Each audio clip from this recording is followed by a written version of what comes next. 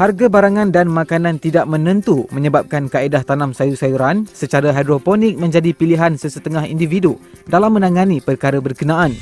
Dengan bermula sekadar hobi menanam sayur, seorang suri rumah Nurul Huda Abdul Rahim 31 tahun berjaya menukar minat kepada pendapatan. Berbekalkan modal hampir RM40,000 untuk membeli peralatan hidroponik, Nurul Huda kini giat mengusahakan ladang sayur hidroponik pada skala lebih besar. Saya join kursus hidroponik.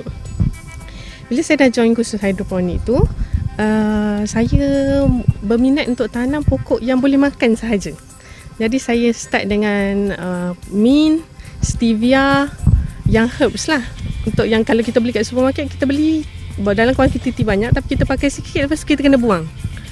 Jadi saya tanam tu.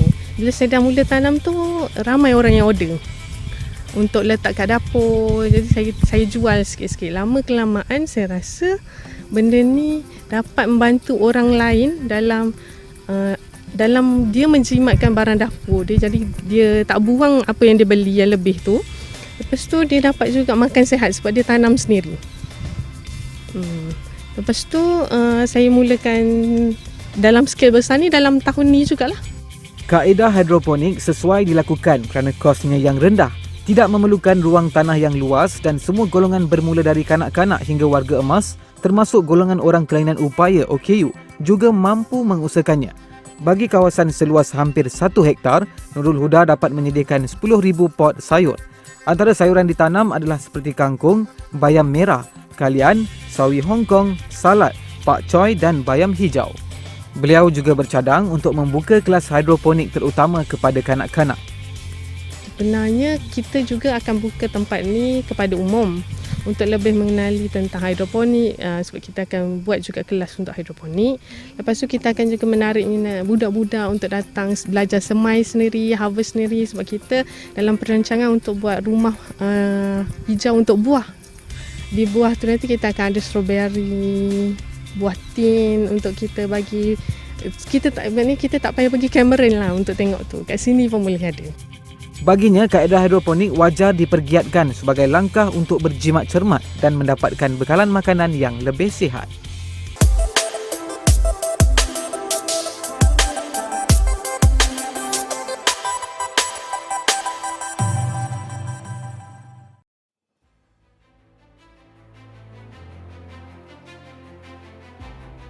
Apa itu hidroponik? Projek hidroponik membolehkan sayur-sayuran ditanam tanpa menggunakan tanah. Sistem ini menggunakan air yang kaya dengan nutrien untuk membantu tumbuhan membesar dengan lebih cepat dan sihat. Mengapa kami memilih hidroponik? Tidak memerlukan kawasan yang luas. Sesuai untuk rumah, sekolah dan kawasan bandar. Sayur boleh ditanam sepanjang tahun. Pertumbuhan lebih cepat berbanding kaedah biasa. Penjimatan air.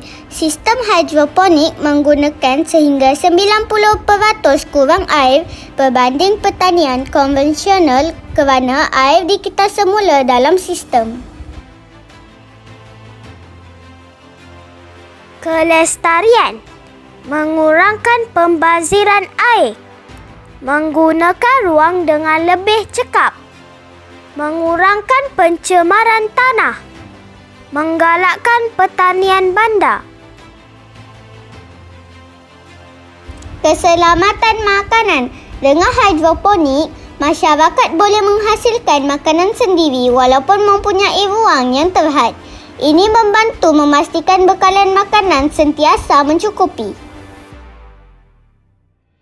SDG 2. Projek hidroponik ini membantu meningkatkan keselamatan makanan dengan membolehkan sayur-sayuran ditanam secara berterusan walaupun di kawasan yang mempunyai ruang terhad, sekaligus menyokong bekalan makanan yang lebih mampan.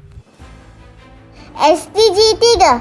Hidroponik menghasilkan sayur-sayuran yang lebih segar, bersih dan berkhasiat sekaligus menggalakkan amalan pemakanan sihat serta meningkatkan kesejahteraan masyarakat. SDG 6.